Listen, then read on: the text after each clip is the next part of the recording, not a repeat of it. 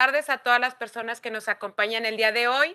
Como sabrán, hoy es la última sesión del taller que se ha venido realizando en colaboración con la Fiscalía del Estado de Jalisco y el Poder Judicial. La verdad, ha sido un honor poder compartir la corresponsabilidad en todo lo que implica la implementación y la transversalización de la perspectiva de género. Me voy a permitir leer una breve semblanza curricular de nuestra ponente el día de hoy, que la verdad es un honor, doctora Katiria, tenerla en este foro. Y pues doy inicio. Es licenciada en Derecho por la Universidad Iberoamericana, maestra en Ciencias Penales y Criminología por la Universidad de Barcelona y por la Universidad de Pompeu Fabra. Tiene una especialidad en Derecho Penal por la Universidad Libre de Derecho. Cuenta con un diplomado en el sistema acusatorio por el Instituto Nacional de Ciencias Penales, así como un doctorado honoris causa por el Instituto Interamericano de Investigación y Docencia en Derechos Humanos. Es profesora de la Universidad La Salle en el curso Delitos Especiales y profesora en la Universidad Autónoma de México en el curso La Mujer en el Derecho Positivo Mexicano. Cuenta con una amplia gama de congresos y conferencias y les voy a leer su participación en los asuntos más relevantes. Ella se ha corroborado su labor y se ha establecido el riesgo acreditado que originó la intervención de la Secretaría de Gobernación en su favor y al día de hoy pertenece al mecanismo de protección de los defensores y defensoras de derechos humanos y periodistas de la CEAB. También fue asesora penal y representó a Yaquiri en el caso de legítima defensa. Ha desarrollado la estrategia en el caso de María Elena Ríos, la saxofonista de Oaxaca. Ha apoyado de manera psicoemocional y con asesoría penal en el caso de homicidio de la niña Fátima. A su vez, ha presentado la estrategia, representación y desarrollo en el caso de explotación sexual en favor de RH. Ha sido asesora y representación y desarrollo de la tentativa de homicidio en contra de Sabo, que es la bajista de la banda Caifanes.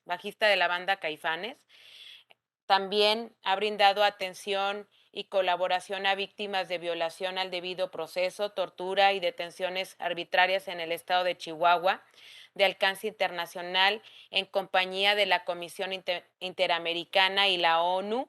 También participación en la defensa y representación de las víctimas de la masacre de Nochistlán del 19 de junio de 2016. Ha brindado acompañamiento y defensa de los derechos humanos en la caravana de migrantes en el 2018. Ha tenido participación y asesoramiento en círculos feministas y defensores de derechos humanos.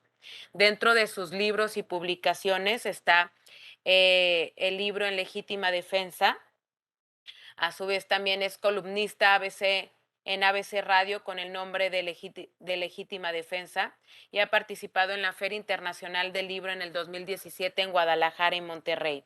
Ya tuvimos el honor de contar con su presencia aquí en el Poder Judicial cuando hizo su presentación de su libro En Legítima Defensa.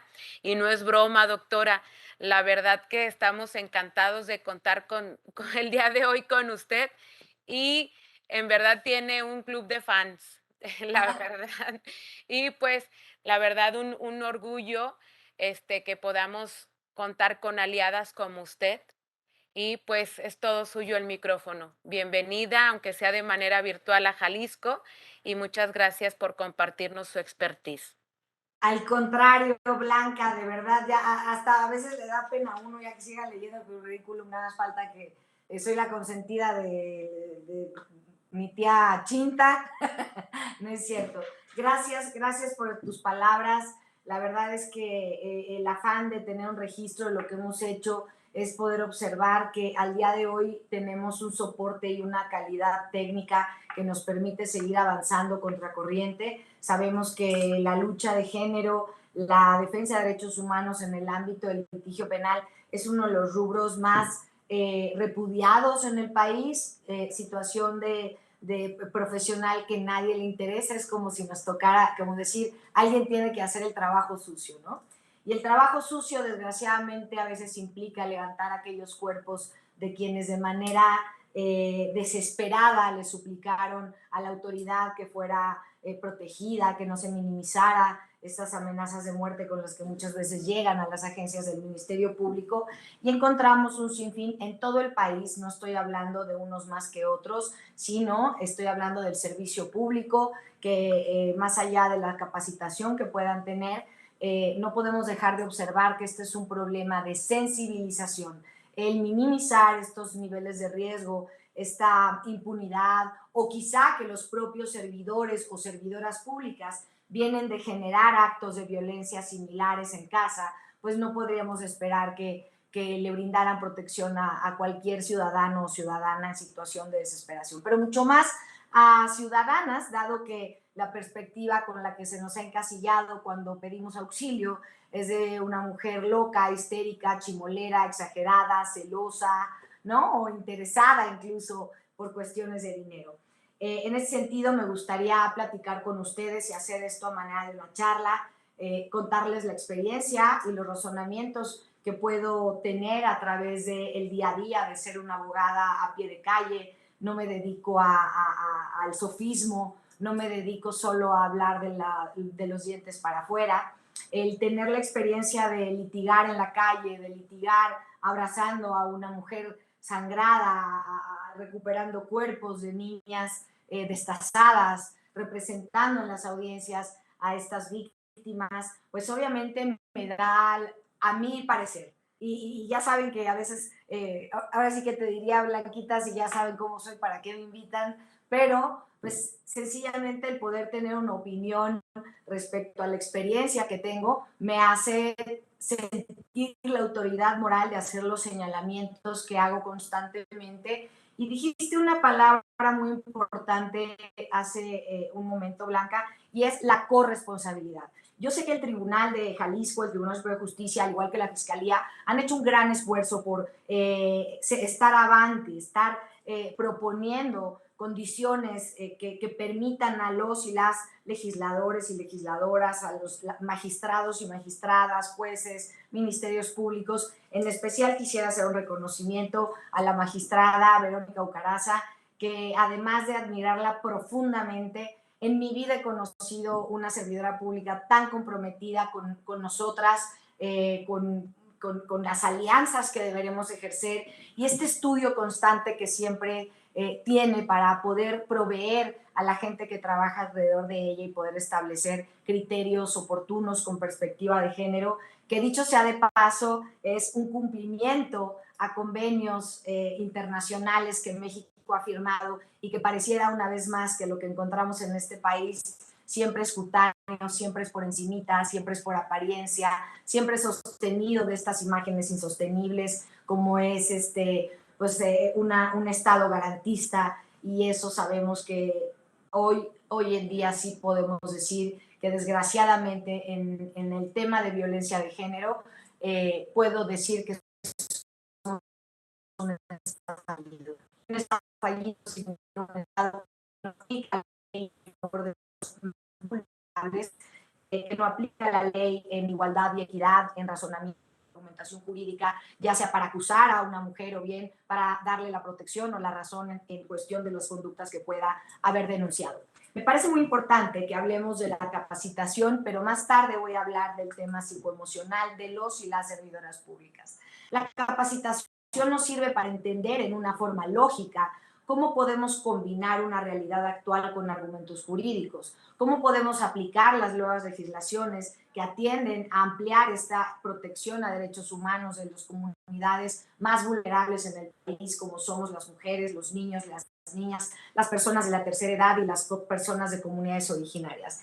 Esto es en sentido de capacitación, poder renovar las fórmulas y los protocolos de cada una de las fiscalías, los respondientes, por supuesto, al igual que, permítanme un segundo que se me está yendo la señal. Acá sí le estamos ¿Sí me escuchando escuchan? perfecto. ¿Me Sí, escuchan, por favor? perfecto. Sí. Ok. Entonces, el tema de la capacitación Insisto, es un tema fundamental para poder aplicar técnicamente el esfuerzo de las legisladoras y de los legisladores para ampliar esta protección a la ciudadanía. Pero ahora, ¿qué pasa con la operación de dichos cambios o evolución legislativa? ¿Cómo es que lo van a operar, a poner en práctica? Esto viene no solamente de las fiscalías, y voy a hablar de un rubro de la sociedad y del servicio público que siempre está o ha sido colocado en el último eslabón de importancia o de relevancia, incluso podría decir en el aspecto más repudiado, menos dignificante para su labor, que es la policía de seguridad ciudadana, que ellos sí son los primeros respondientes en el caso de atención ciudadana emergente o en un delito flagrante o en solicitud de auxilio. Tan es así que el nuevo sistema acusatorio les permite a todas las policías poder ejercer ciertas facultades de protección, de investigación o de acción inmediata. Ahí es donde tenemos que empezar a observar cómo va evolucionando la injusticia para llegar a impunidad. Tan solo con un informe de policía, un informe homologado de Policía de Seguridad Ciudadana, como se llama aquí en la Ciudad de México, ese error podría llegar incluso hasta la Corte. ¿Por qué? Porque al llegar a la fiscalía tendría que sostener el trabajo de los compañeros de la policía, y ellos a su vez tener que tapear estos errores desde el principio si fueron entrevistando a víctimas, acusados, y de ahí pasa al Poder Judicial, en donde va a correr la misma suerte, porque desde el principio las investigaciones están radicadas, una, en fiscalías equivocadas, dos, con los elementos típicos del delito mal integrados, tres, sin la utilización de herramientas con las que contamos en este país. Por ejemplo, he descubierto con mucha tristeza que existe una pericial que se llama pericial de antropología social que nadie usa.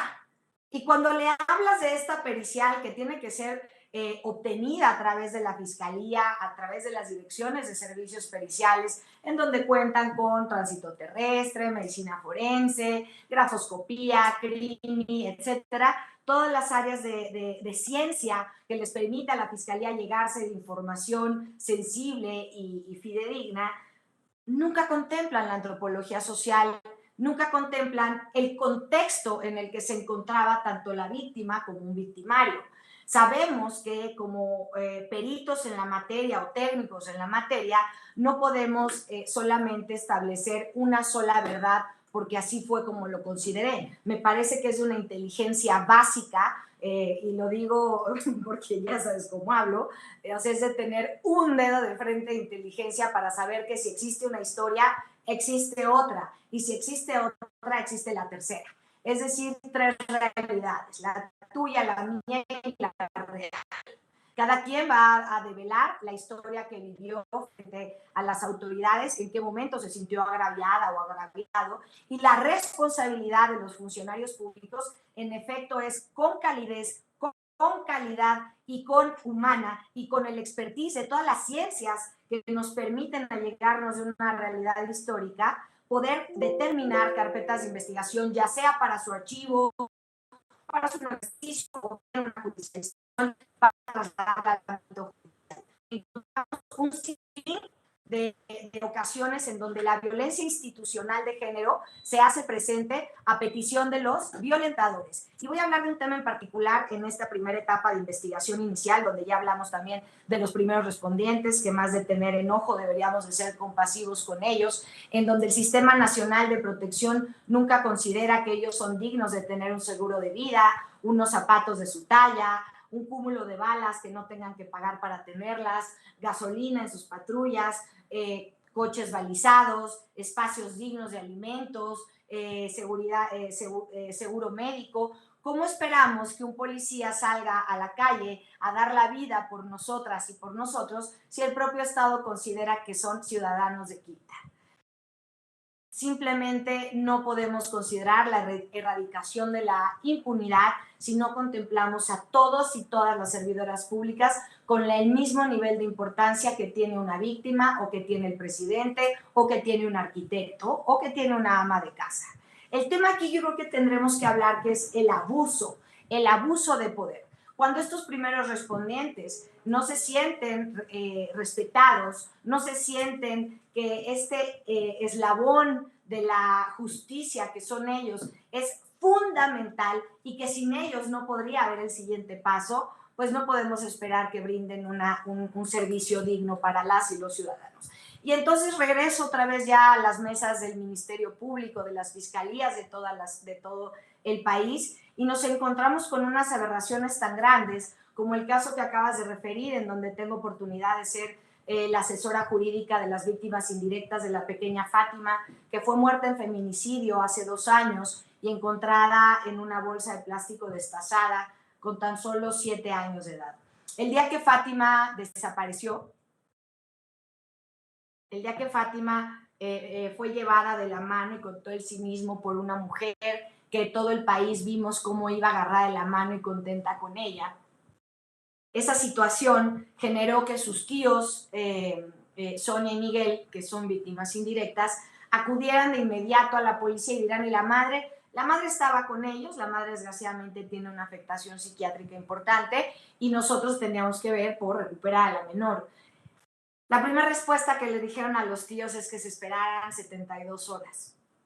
Porque la desaparición de una niña de 7 años de edad seguramente habrá sido porque se fue de prostituta con su novio a ingerir bebidas alcohólicas y seguro lo que tiene es lo que se ganó, ¿no? Empezando esa poca sensibilidad hasta el punto de, en este ejemplo que les pongo, los tíos de la pequeñita suplicarle a los policías de investigación, que son otro rubro de primeros respondientes que colaboran con el investigador o el titular de las mesas de investigación, ellos le suplicaban que buscaran a unos metros, que conocían la colonia Tullehualco, que está con frontera al Estado de México, y definitivamente no consideraron eso. Dejaron de buscar donde los tíos les decían, la niña estaba a 300 metros de ellos el día que desapareció.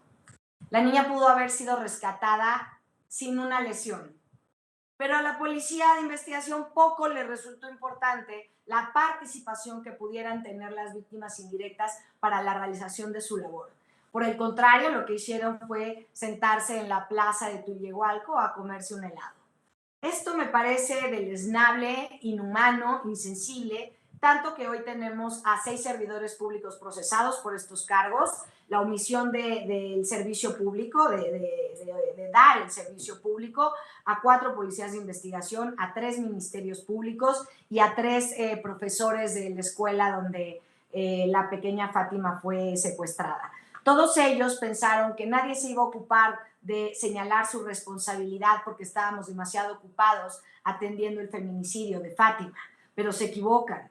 Hoy la ciudadanía ha aprendido a levantar la voz y nosotros en este despacho, que hoy tengo el honor de tener un nombre, de haber creado esta asociación a que coloqué el nombre de Voces Humanizando la Justicia, porque no puede ser que sigamos en esta narrativa en donde el derecho es para algunos cuantos, en donde entender tus derechos no lo puedes hacer si alguien no te los explica, porque pareciera que las leyes están redactadas solamente para abogados o legisladores. Bueno, no, legisladores no, hay unos que ni siquiera la primaria, pero sí para los técnicos en derecho.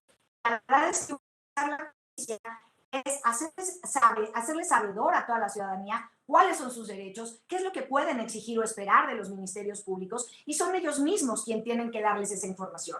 Evidentemente, las políticas públicas del Ejecutivo federal y local tienen que imperar en poder transmitir este cúmulo de derechos que tiene la ciudadanía. Pero al no hacerlo, ¿qué hacemos? ¿Qué fomentamos? 1, el miedo. 2, la desinformación es perfecto para que se permee el abuso de poder y por ende corrupción. Y por ende, solo el 1% de cada 1000 casos se llega a sentencia. Solo el 1%. Y de estos 1000 casos, solo se representa el 2% de los casos reales que existen. Entonces, imaginemos que tenemos víctimas por todo el país que les da más miedo ir a denunciar que guardar su dolor, asumir este desgarro, este rompimiento, este quebranto de dignidad, de integridad física con tal de no ser revictimizados por la autoridad. Y además que existen protocolos de actuación. Aquí no se les está preguntando a los servidores públicos si quieren hacerlo o no. Ellos firmaron un contrato frente a la nación y juraron cumplir con su deber. Y el primer deber es atender a la ciudadanía en forma. Y les pongo un ejemplo muy claro. Pocas veces escuchamos que en una fiscalía, cuando llega una mujer a denunciar un delito de carácter sexual, se aplique la NOM 046, que implica la dotación de retrovirales, pastilla del día siguiente, antibióticos y contención psicoemocional. Porque es que no tenemos presupuesto. Y eso si alguien se los comunicara, porque en realidad es que ninguna víctima va a saber que tiene derecho a ello y la autoridad muchas veces negligente, muchas veces insensible, muchas veces hartas o hartos del nivel de trabajo que tienen, de la falta de herramientas, incluso hasta de hojas de papel para imprimir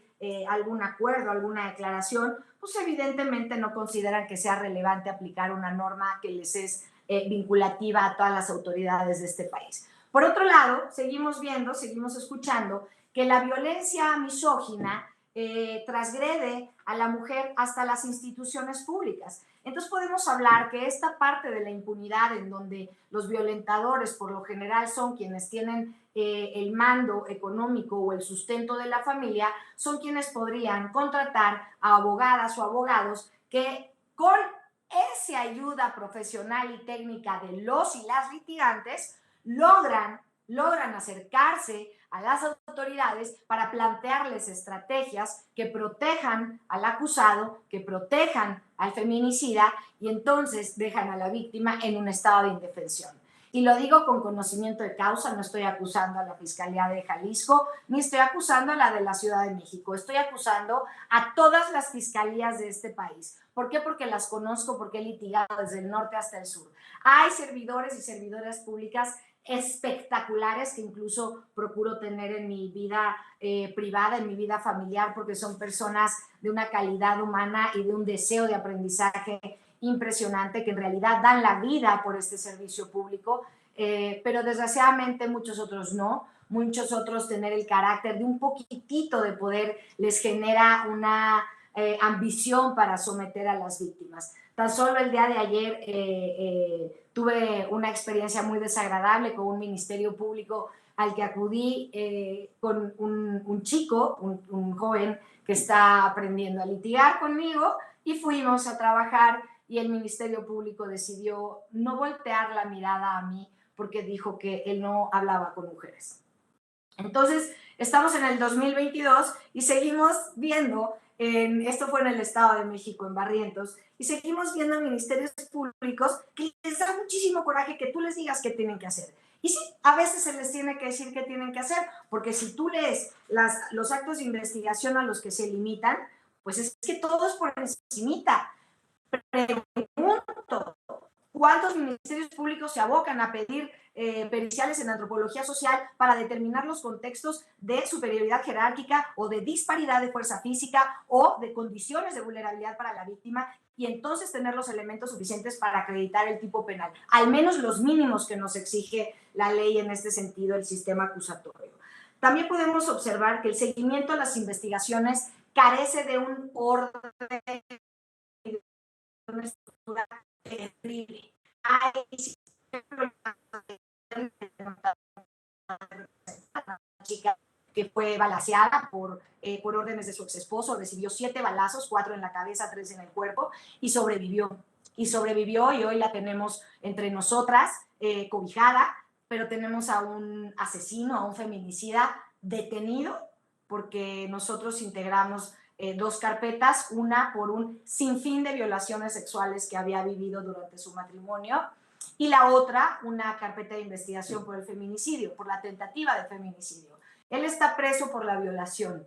Al día de hoy, la Fiscalía Capitalina no ha encontrado la red de vínculos que le dé la seguridad para judicializar esa tentativa de feminicidio. Y créanme que estoy ahí todos los días. Y a veces ni siquiera es porque no existan los elementos del tipo.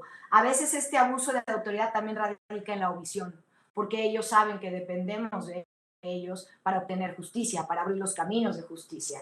Hace una semana acudí a una audiencia en donde, con la colaboración de un litigante corrupto, misógino y terriblemente eh, deleznable en cuanto al esfuerzo que hace para someter a las víctimas de un sujeto que evidentemente le paga pues por sus servicios y también por los servicios de un juez local de aquí de la Ciudad de México, en donde, al exigir el mismo derecho de mi contraparte, me llamó verdulera y me dijo que no estábamos en un mercado para que yo me pusiera tan firme en exigir los derechos. Estamos hablando de todos los niveles. Vamos avanzando, empezamos con el primer respondiente, después vamos con el Ministerio Público, las periciales de las que se pueden allegar de una verdad histórica, los jueces de control de primera instancia que consideran que una mujer que exige sus derechos es una verdulera y que parece un mercado, cuando la contraparte se portó 10 veces peor y solo le dijo: por favor, abogado, calme, guarde la calma. Obviamente ese juez ya lo tengo en una queja en CONAPRED, en el Consejo de la Judicatura, en Derechos Humanos, porque yo ya me cansé. Yo ya me cansé de vivir a través del miedo de quien ostenta el poder, de no hacer enojar al Ministerio Público porque entonces ya no va a salir bien tu resolución, de tener que ser incluso denigrados para humillar en suplicar justicia porque una carpeta no se ha determinado en 3 años y una chiquita de 4 años ya no confía en nadie, porque cuando se atrevió a levantar la voz, lo único que encontró fue obscuridad, lo único que encontró fue soledad y lo único que encontró fue impunidad. Y me resulta lo más asqueroso que, como adultos y adultas, le robemos la esperanza a las y los niños que se atreven a levantar la voz, solo por tener un padre que tiene más recursos económicos para contratar a un abogado corrupto. Es responsabilidad de las fiscalías establecer los protocolos de actuación para no revictimizar ni a los niños ni a las niñas, ni a las víctimas de tentativa de feminicidio, ni a las víctimas de violencia psicoemocional. No es opcional.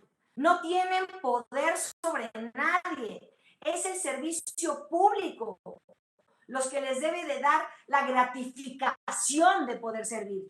Yo no soy servidora pública, pero sirvo a la ciudadanía. Porque, dicho sea de paso, y lo comparto con mucho orgullo, el 85% de mi trabajo no lo cobro. Y no lo cobro no porque me guste trabajar gratis, sino porque las víctimas que vienen corriendo de una casa donde corrieron para que las balas no las alcanzaran, para que el cuchillo no atravesara su cuerpo, están en la calle sin tener ni siquiera un vaso con agua para llevarse a la boca.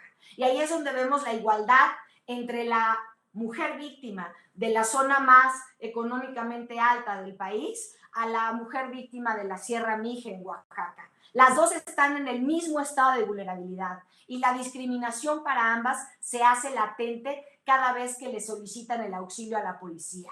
O si eres güera, o si eres morena, o si eres fea, o si eres bonita, según las características que desee la autoridad observar. En este sentido, tenemos que entender que la mecánica del análisis se tiene que hacer con perspectiva de género. Aunque estén hartos de escuchar esta situación, pareciera que ni estando hartos o hartas de escuchar esta exigencia de ley, que es juzgar e investigar con perspectiva de género, pues pareciera que los que están hartos o hartas pues no lo han entendido. Si lo entendiéramos, la detención aumentaría. Y si bien es cierto, la cárcel no es la solución a un conflicto social, también lo es que el que no existe impunidad seguirá una corriente de observancia para quienes pretendieran cometer el mismo delito. Podemos también hablar del tema de la violencia institucional para las servidoras públicas dentro de estos organismos, ya sean autónomos o dependientes de algún poder, en donde son coartadas para actuar con libertad en favor de alguna víctima, porque es que el victimario ya habló con el de arriba y trae línea. Y o lo firmas así, Ministerio Público, o pierdes tu trabajo. A veces cuando escuchamos que es que las mujeres son peores entre ellas. No, eso no es cierto. Las mujeres no somos peores entre nosotras. Ese ministerio público que tuvo que firmar un acuerdo, una resolución, porque le dieron línea de arriba, porque el agresor, quien tiene más dinero para corromper o para tener influencias políticas o jurídicas, obligó al Ministerio Público a firmar eso. Y ella quizá viene de su casa, de ser la única proveedora alimentaria para sus hijos, porque el señor, es un ejemplo, no estoy señalando a nadie, estoy diciendo que esta es una constante, porque también hemos hablado con muchísimas mujeres investigadoras y dicen, lo siento, tuve que firmar porque fue una instrucción superior. Entonces podemos ver que no somos peores entre nosotras, que levantar la mano por una mujer implicaría perder el dinero con el que alimenta a sus hijos, perder el trabajo con el que hoy en día sostiene una casa. Entonces hemos hecho un planteamiento aquí en el Congreso de la Ciudad de México, en donde esperamos que a nivel federal se convierta en una regla básica, que ningún deudor alimentario, violentador de género o agresor sexual tiene derecho a ser servidor público. No son dignos de tener un cargo público. Se habla mucho del aborto y del tema de proteger una vida, que no es vida, pero de proteger una vida, pero a los ministerios públicos no les parece grave que el padre no dé dinero para los alimentos. Además, la mujer está fuerte y podría trabajar. Entonces, si van a defender el aborto y están en contra del aborto, ¿qué pasa cuando un niño sale del vientre de la madre quien le dio de comer durante 9 meses a través de su propio cuerpo? ¿Ese niño puede ir al súper a robar un gansito para comérselo? Ese niño se muere si no tiene alimento. Ese niño no fue creado solo. Con lo cual el tema de la violencia económica, patrimonial, psicoemocional, sexual y contra los derechos reproductivos que contempla el artículo de violencia familiar debe dejar de ser minimizado. Es gravísima la afectación que tienen las mujeres cuando son sometidas a la violencia psicoemocional a cuentagotas. Es que esta mujer está loca, pero ¿tú cómo estarías si durante 15 años en tu matrimonio te violaron? Si te quitaron un hijo con dinero, si te patearon en la panza para que nadie viera tus moretones. Tú, Ministerio Público, ¿cómo estarías? Tú, juez de control, ¿cómo estarías? ¿Con quién acusarías al cocinero? ¿A quién le creerías que tienes derecho a vivir una vida libre de violencia? ¿Con quién te refugias para saber que tus pruebas van a ser tomadas en cuenta igual que aquel que pagó por el servicio del abogado? ¿En qué momento se va a constituir el servicio público como una prioridad, no como una condescendencia? A lo mejor hay compañeros del servicio público que ahorita simplemente se están riendo y están diciendo, esta abogada, la feminazi radical, ¿no? A mí me encanta que me digan así porque no tienen ni idea de lo que es ser feminista. Porque ahí expresan y evidencian la falta de información que tienen. Burlarse del dolor ante una conferencia en donde se está procurando transmitir la importancia de estos temas, que es un tema de vida, que es un tema de dignidad humana, que se salgan del foro. Y lo estoy diciendo en serio, y lo estoy diciendo por alguien que estoy viendo reírse. Así que quien lo haya hecho puede desconectarse. No es relevante su participación en este foro. Porque yo no estoy jugando, porque yo también pongo mi vida en riesgo para poder proteger mujeres o niñas que están en la calle suplicando justicia. Porque tan solo en Jalisco he tenido que lidiar con ministerios públicos que llegó una señora corriendo con el ojo casi de fuera y le dijeron que regresara en 2 días. Y la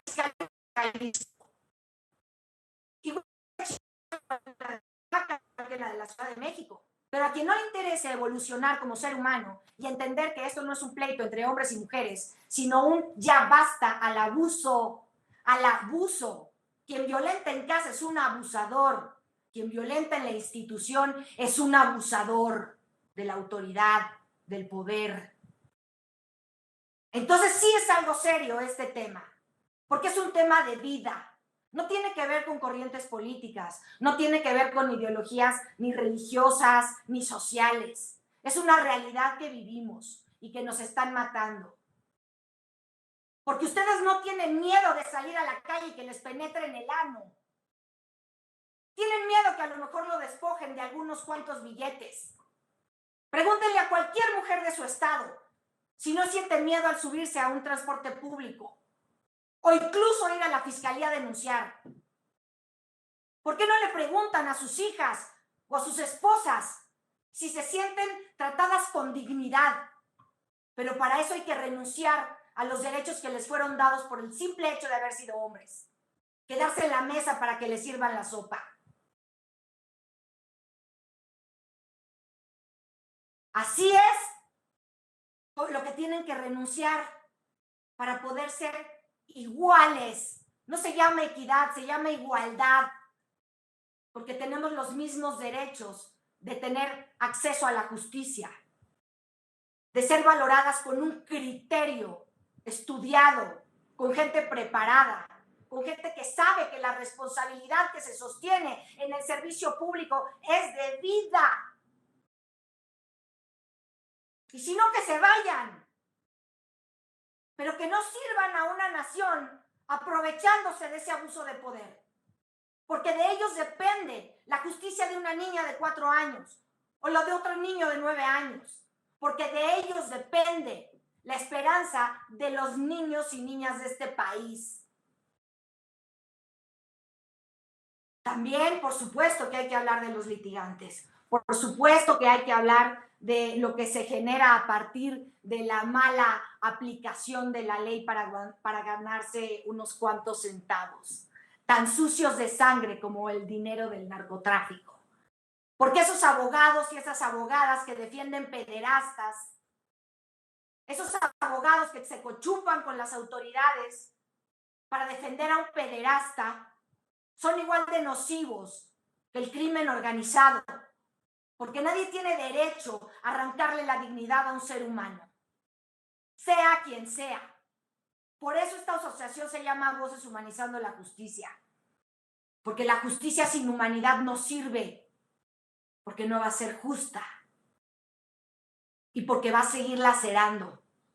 Hay que estudiar lo que significa la Convención de Belém do Pará, Campo Algodonero. ¿Alguno de los servidores públicos que esté escuchando esto la conoce, la ha leído? ¿Por qué nació? ¿Cuándo se aplica? Y si la han leído y la han obligado a estudiar en alguno de los talleres que les dan a los servidores públicos, porque este país está lleno de capacititis. Yo he abonado en cada vez que he tenido oportunidad de estar dentro del Congreso local o federal de este país, exigir una corresponsabilidad para aquellos funcionarios públicos que estuvieron al frente de una investigación donde una mujer les rogó por protección. Que a lo mejor su agresor no era la primera vez que lo hacía, era la 20ª vez. Y el Ministerio Público, no me importa si es hombre o mujer, minimizó el miedo a esas agresiones y el miedo que tenía esa mujer. Y esa mujer mañana apareció en una bolsa de plástico negra a la orilla de una carretera. ¿Por qué no van a ser corresponsables? Si tenían las medidas, las herramientas para protegerla, simplemente porque eso se trata este país, cosificar el cuerpo y la vida de los más vulnerables. Las mujeres transgénero, los hombres transgénero, las mujeres, los niños y las niñas. Esa es una sociedad vulnerable y vulnerada en este país. A mí no me importa quién diga que no es cierto. O si quieren igualdad, ¿por qué no trabajan igual? O sea, aparte de ser madre, aparte de ser hijo, aparte de comer,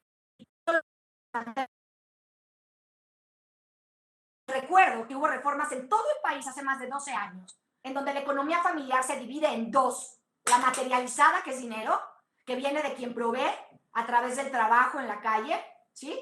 Que es, por lo general son los hombres, y el trabajo que se hace en la casa.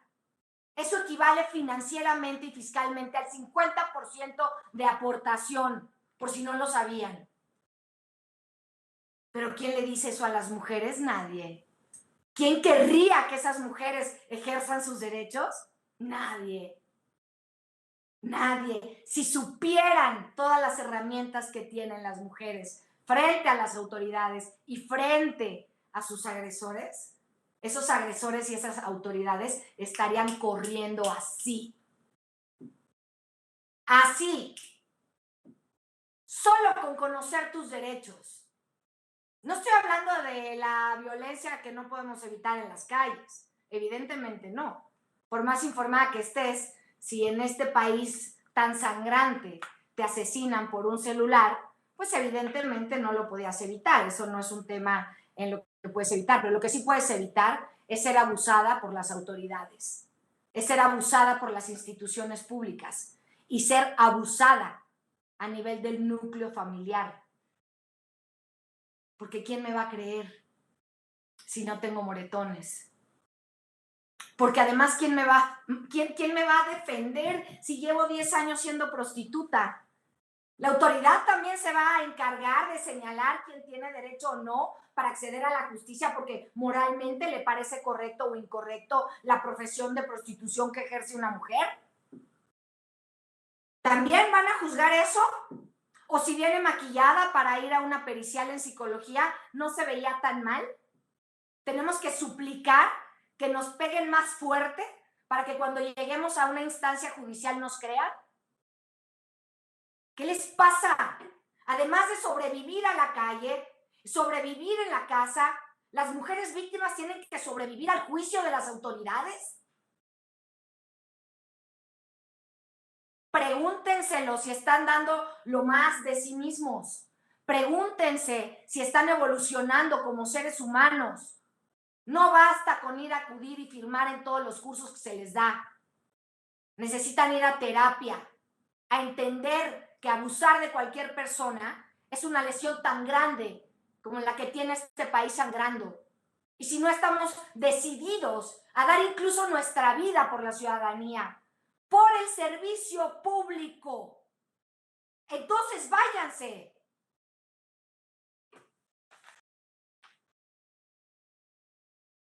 Necesitamos hacer conciencia que todos los ministerios públicos y las policías necesitan algo que se llama terapia de contención. Hay una cosa que se llama en inglés burnout. Significa que estamos sobrepasados. ¿Por qué? Porque para cuando hay sensatez y sensibilidad dentro de estos servidores y servidoras públicas que hacen su trabajo con profesionalismo, al pie de la letra y con una humanidad que se merece la ciudadanía, pasa algo en la psique y en las emociones de estos servidores y servidoras públicas, porque empatizar, porque se ponen en los zapatos de la víctima y eso les permite ser sensibles, pero también agota emocionalmente. Y a nadie le interesa el estado psicoemocional de los funcionarios públicos. A nadie le interesa que los policías, ministerios públicos, hombres y mujeres, me da igual, los lleven a algún lugar y les digan, nos interesa saber cómo está tu corazón. Claro, es que hablar de corazón y sentimientos es para viejas, ¿no? Ese machismo nos está matando a todas y a todos, porque también los servidores públicos necesitan ser abrazados y decir, sabemos que estás cansado, porque tienes que judicializar 500 carpetas para un mes. Por supuesto que es emocionalmente agotador y también es responsabilidad del Estado vigilar que están en condiciones psicoemocionales perfectas para atender a la ciudadanía.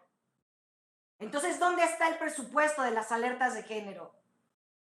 ¿Dónde está el presupuesto del país de ejercer una ley que cárceles? Porque en México, cuando entras a un albergue no puedes salir, porque entonces la fiscalía no se hace responsable de lo que te pase. Es lo más absurdo que he escuchado. O las autoridades que le dicen a una señora, pues, con razón, una perito en psicología diciéndole a una niña de 14 años violada si sintió rico cuando fue penetrada. ¿Por qué no nos ponemos en los zapatos del otro? Porque muchos servidores públicos no saben lo que es estar del otro lado de la barandilla. No saben lo que es mendigar justicia. Y los jueces tampoco. Es como si tuvieran el poder de tu vida en sus manos. Un juez parcial, un juez corrupto, un juez misógino, le va a dar acceso a la justicia a una mujer que fue violada después de ser prostituta? ¿Ustedes creen? Y el análisis de género, ¿cuál sería el contexto en el que hablaría? Cuestiónenselos. En todos los estados de la República hace muchísima falta de información de lo que es el feminismo, de lo que es la lucha de género. No se trata de querer ser iguales a los hombres. Jamás ninguna mujer quisiera ser un hombre. Y supongo que igualmente al revés. Y no estoy hablando de la comunidad LGTBI, LGBTQI más, sino de los hombres heterosexuales o las mujeres heterosexuales o transgénero o transexuales. Cada uno está contento con lo que es. Yo no siento envidia de que un hombre gane más que yo, porque también pasa. ¿Cómo explotan a las mujeres servidoras públicas en las fiscalías? Claro, es que para ser jueza, híjole, es mucho tiempo, es mucho. Simplemente las barras de abogados, llenas de estos abogados que se sienten tan orgullosos de los grandes asuntos que llevan, en donde lograron liberar a un cártel o a un defraudador o a un violador de su hija o un ginecólogo violador. ¡Wow! No, no, no, qué abogado, qué abogado. Y eso solo lo logró con la participación y la colaboración de la autoridad. Y entonces sí les digo que llegó el momento de tener todos estos conocimientos y señalar en la calle: él es un agresor, él es un corrupto, él es un violador o mujer. Pero no somos la mayoría de agresoras contra los hombres en esta realidad. Si fuera otro el contexto social y los hombres fueran quienes sufren de esta violencia, por supuesto que toda la atención y el resguardo tendría que ser para los hombres, pero no es así. No es así. Nunca ha sido así. Entonces tengamos mucho cuidado con juzgar la lucha feminista, porque por lo único que luchamos es por vivir una vida libre de violencia, no para parecernos a nadie. Es porque sabemos y reconocemos el valor que tenemos como seres humanos. Y que llegar a una mesa de trámite, que te pelucen para que se desespere y se vaya, eso no es ser un servidor público. Supongo que algunos quizás sí se cuestionan para qué sirve todas estas charlas. Yo soy una litigante que me ha costado muchísimo trabajo y muchos años de estudio sostenerme sola. Y no porque sea lo máximo en la vida, sino porque sé lo que cuesta caminar cuesta arriba frente a autoridades misóginas y patriarcales. Y porque me consta el sufrimiento de las víctimas cuando no son tratadas dignamente y conforme a derecho. Porque a pesar de tener una ley para que una mujer viva una vida libre de violencia, tener una ley de víctimas, tener muchísimas herramientas, no, facultades de la policía de investigación, no las aplican, prefieren echársele el ladito, la torta en el lugar de trabajo. ¿Por qué ustedes no protestan para ser tratados con dignidad? ¿Por qué ustedes no protestan para poder ejercer su trabajo? ¿Porque los corren? Imagínense el miedo que tenemos nosotras cuando levantamos la voz y no somos autoridades. Y muchas veces nuestra vida depende de las autoridades. Yo quisiera dar un espacio, Blanca, si me permite, me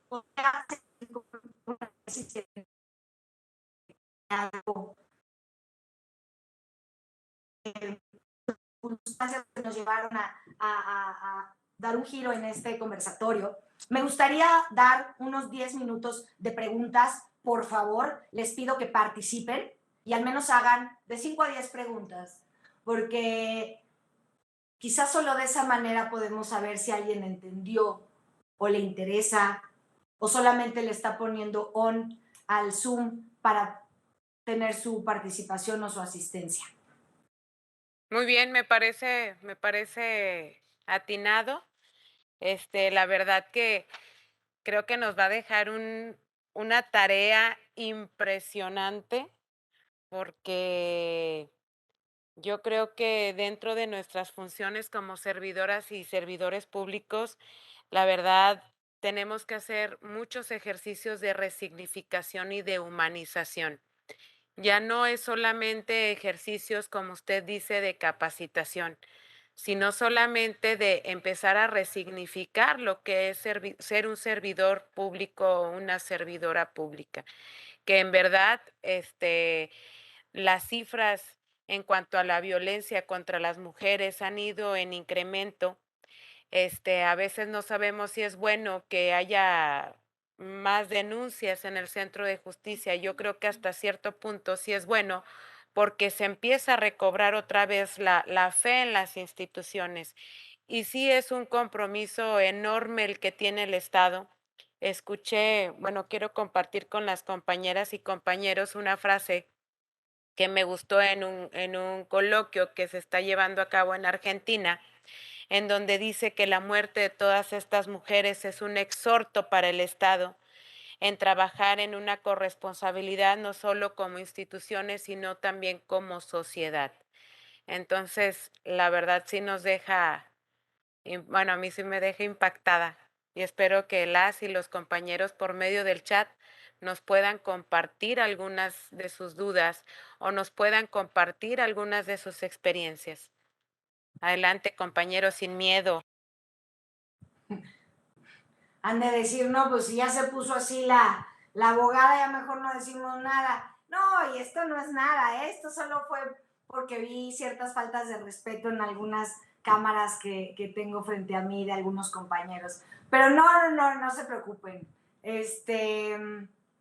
Perfecto, dice, me gustaría saber, gracias por la felicitación, concepto de igualdad, equidad y paridad. Perfecta, me encanta tu pregunta, Jorge. Esto se refiere, equidad es darle a cada quien lo que le corresponde. Igualdad es igualdad de circunstancias, derechos y obligaciones. Paridad se refiere al número de personas que haga un equilibrio entre un género y otro para poder representar alguna institución, organización, persona moral, etcétera. Ese es concretamente, no puedo ser más clara.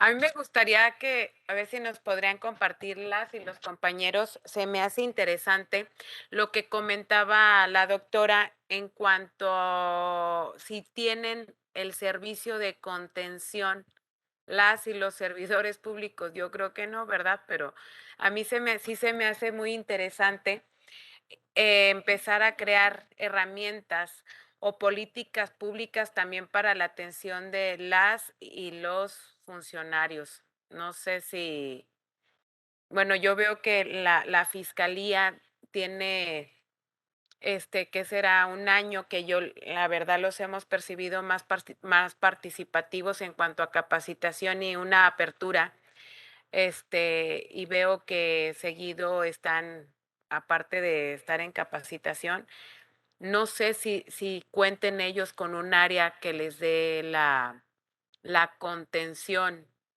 ¿no?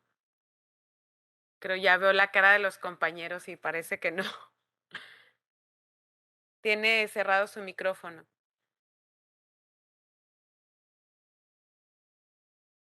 A las y los compañeros, si quieren participar, nada más levántenos la manita y les habilitamos su micrófono.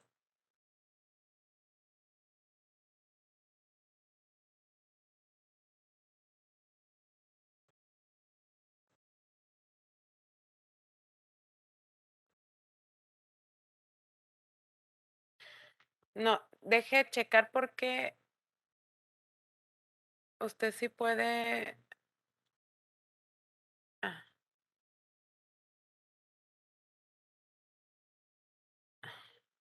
No me había dado cuenta. No, te decía que yo no quiero forzar a nadie, evidentemente, el licenciado Jorge Ramírez hizo una pregunta que le agradezco su interés, pero a veces es incómodo sentirse, pues, no sé si señalados, yo no estoy señalando a nadie, nada más que pues, hay que hablar con la verdad, ¿no? y hay que hablar como son las cosas. Hay que hablar cuando soy cómplice incluso de un compadre que golpea a su esposa o de una amiga que protege al primo que, después de ser violador.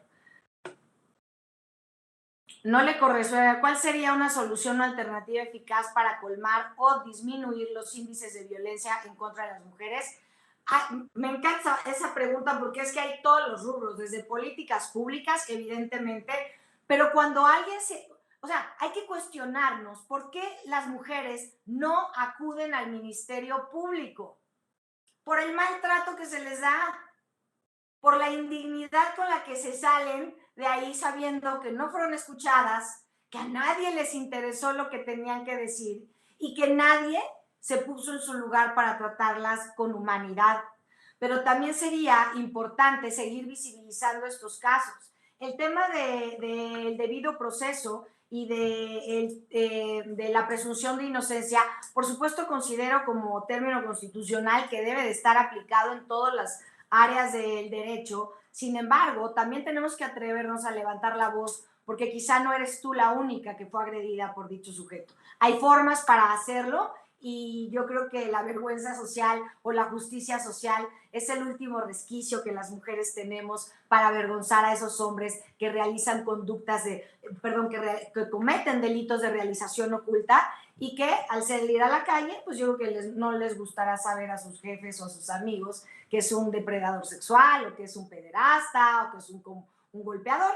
Eso por un lado. Dos, dentro de la sociedad civil habemos organizaciones que estamos entregadas a este servicio y que le suplicamos a las autoridades que en lugar de vernos como enemigos, nosotros somos parte de la investigación. Asesoría jurídica particular colabora con la investigación. Entonces, no se enojen, colegas, no se enojen, permítanos aportar con ustedes elementos, medios y datos de prueba que les sirvan para esclarecer un acto delictivo, en lugar de sentir que les estamos diciendo qué es lo que tienen que hacer, que a veces sí pasa, igual que ustedes, algunos abogados, trabajemos en equipo y sobre todo no malentendamos el tema del feminismo, pero sí renuncien a esos derechos que les fueron dados solo por ser hombres. Y el primero es la credibilidad social. No le corresponde al Gabinete de Salud Integral. Yo creo y considero que le corresponde a las fiscalías tener en el área del sector de derechos humanos o de recursos humanos, establecer la protección a la psique de los y las servidoras públicas, porque no están tratando con venta de amortiguadores de coche, están tratando con vidas. Después, más que preguntar por qué lo que a un servidor corresponde, escuché con atención su charla y claro que haré conciencia respecto a estos temas, no solo por el hecho de estar casados y tener hijas, sino por la responsabilidad que implica ser servidor público. Que por lo que, ok, le agradezco Pedro Cortés que esté interesado en la evolución de la sociedad y que el servicio público sea para usted lo que realmente tendría que ser para todos, una forma de vida, una forma de entregar a alguien algo a este universo tan sangrante. Actualmente, ¿qué porcentaje considera que las resoluciones de juzgados incluyen una perspectiva de género de manera efectiva? Menos del 1%. Menos del 1%. Se los digo con conocimiento de causa. Y bueno, para poder despedirme, Blanca, si te parece bien, agradecerle profundamente al Tribunal Superior de Justicia, al fiscal general de Jalisco, a las magistradas y los magistrados que tuvieron a bien convocar a todo este equipo, sobre todo, insisto, a por sus conocimientos, por supuesto que nuestros servicios no solamente son para los particulares, tenemos oportunidad de representar servidores y servidoras públicas que han sido tratados de forma indigna por sus superiores jerárquicos y como pueden entender, esta lucha se trata de no abusar de nada ni de nadie y de dar lo mejor de nosotros mismos. Les agradezco profundamente este espacio. Así soy de apasionada y creo que solo volcándonos en el ejercicio de nuestro llamado a entregar algo de nosotros, podemos hacer un cambio. No tengamos miedo, porque al final todas y todos somos iguales y a todos nos duele todo por igual. Muchísimas gracias y yo me despido en este momento, Blanca. No sé si quieras hacer algo, alguna forma para poder terminar este coloquio. Pues más que nada agradecerle que siempre se sume con nosotros y un merecido reconocimiento, aunque sea de forma virtual, en donde el Poder Judicial del Estado de Jalisco, a través de la Comisión Transitoria de Igualdad de Género y Derechos Humanos del Poder Judicial, le otorga una pequeña, pero con mucho cariño, constancia, a la doctora Ana Katiria Suárez Castro por su participación como ponente en el programa de capacitación interinstitucional con la colaboración interinstitucional en el delito de trata y sus delitos conexos. Pues muchísimas gracias. La verdad que estamos muy honrados de contar con usted. Sí nos ha puesto a pensar y una frase que siempre comentamos con la magistrada que tenemos que dar un trato diferenciado, más no privilegiado. Esa es una. Otra que como servidoras, servidores públicos tenemos una gran corresponsabilidad con las y los ciudadanos del estado de Jalisco, que sí se han emprendido acciones, que nos falta muchísimo camino todavía por recorrer y la verdad que estas pláticas sí nos hacen que empecemos a lo menos a identificar y a tomar conciencia de toda la labor que aún nos falta y del camino que tenemos que seguir transitando para llegar a una igualdad, Así a es. una vida libre de violencia. La verdad, un honor, doctora, y en nombre de la magistrada y del presidente Daniel Espinosa Licón, pues muchísimas gracias por siempre sumar con todas y todos nosotros. Estoy Muchas para gracias. todas y todos ustedes. Gracias y muy linda tarde.